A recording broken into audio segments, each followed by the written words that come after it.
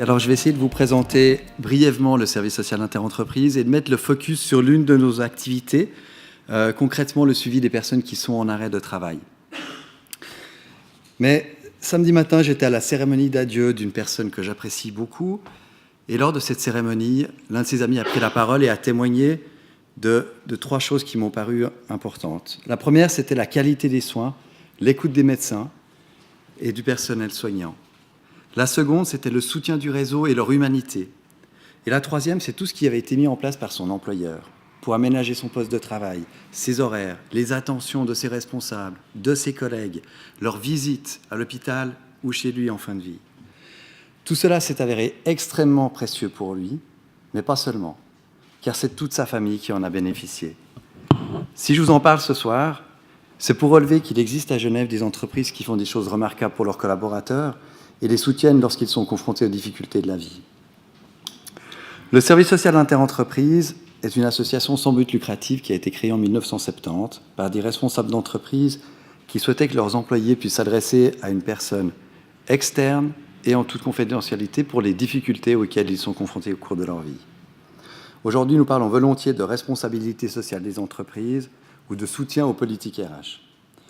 Nous sommes donc une équipe de travailleurs sociaux et nous sommes sollicités sur des questions comme des questions sociales, des questions financières, de budget, de désendettement, des problématiques familiales, de logement, de permis, de conflits au travail, mais aussi de suivi des personnes en arrêt maladie. C'est dans ce contexte qu'en 2008, nous avons vu arriver dans nos consultations bon nombre de collaborateurs paniqués parce qu'ils avaient reçu un courrier de l'assureur perte de gain qui leur demandait de remplir une demande AI. Ils avaient l'impression d'être mis sur la touche. Ils craignaient d'être licenciés, ou alors ils s'imaginaient que l'assureur perte de gain avait des informations dont eux n'avaient pas connaissance et que leur état de santé était encore plus grave que ce qu'on leur avait dit. S'agissant d'une problématique commune à toutes les entreprises membres, nous proposons maintenant un suivi plus spécifique sur ce sujet et bénéficions d'un partenariat avec l'Office cantonal de l'assurance invalidité. Concrètement, lors du premier contact, nous allons lui expliquer notre rôle et le pourquoi du comment de toutes les démarches à venir. Nous allons lui parler des associations pouvant le soutenir, telles que la Ligue genevoise contre le cancer, Ève la vie ou d'autres qui sont présentes ce soir. Bien souvent, les questions fusent sur le salaire. Est-ce que je vais être payé à 100% ou à 80%? Qu'est-ce que ça va impliquer au niveau de mon budget? Est-ce que l'AI va faire réellement quelque chose pour moi? C'est à ce moment-là l'occasion pour nous d'essayer de dédramatiser cette démarche, de mettre en avant tous les avantages d'une demande auprès de l'assurance invalidité et principalement des mesures d'intervention précoce et de réadaptation. L'idéal étant que cette démarche puisse prendre du sens et ne soit pas qu'une démarche administrative. On leur parle aussi de l'assurance perte de gain. On leur explique que leur droit aux indemnités est limité à 720 jours, ce qui est relativement long, mais ce qui peut être très court pour certains. On leur explique aussi que le compteur ne s'arrête pas s'ils reprennent leur activité à 50% ou à temps partiel. Mais le pire à venir est lorsqu'elles apprennent qu'au terme de ces 720 indemnités, elles ne toucheront plus rien et qu'en cas de rechute, elles ne seront plus couvertes ni indemnisées, et ceci presque toujours à vie.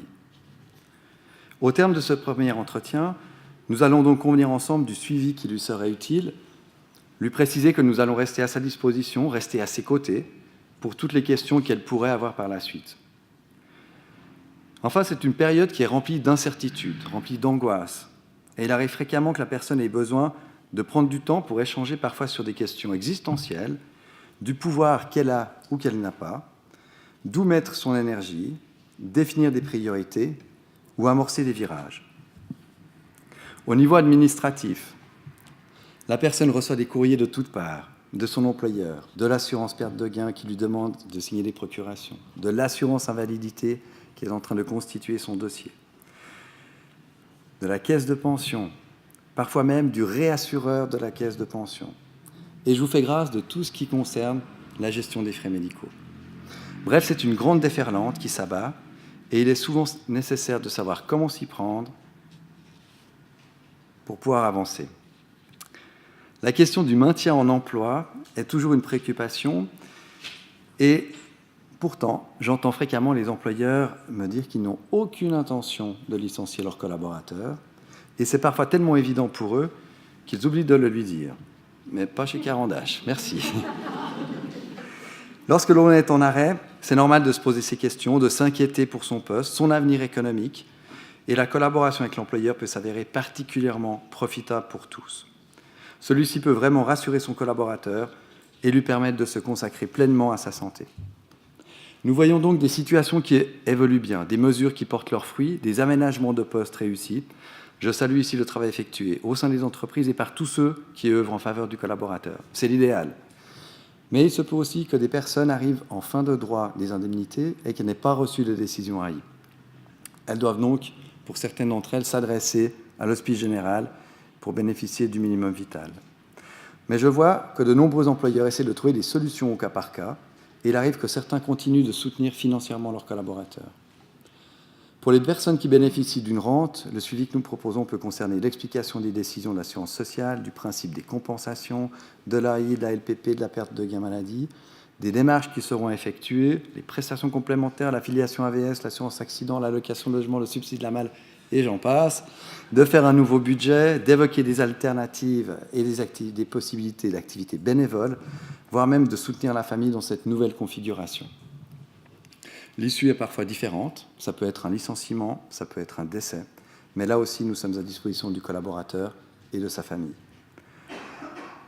Je constate aussi que de plus en plus de personnes reprennent ou poursuivent une activité à temps partiel après une maladie de longue durée. Pour des personnes qui ne sont plus couvertes, il me semble urgent de trouver des solutions pour garantir tant aux employés qu'aux employeurs d'évoluer dans un environnement serein, d'éviter à des collaborateurs de partir avec cette épée de Damoclès au-dessus de la tête, d'aller travailler alors que leur état de santé ne leur permet pas de le faire, mais pour garantir un revenu à la fin du mois. Et j'aimerais finalement évoquer que j'aimerais que l'on puisse éviter d'opposer les employés en bonne santé aux employés vivant une période de vulnérabilité, qu'elle soit sociale, économique, familiale ou de santé. Merci.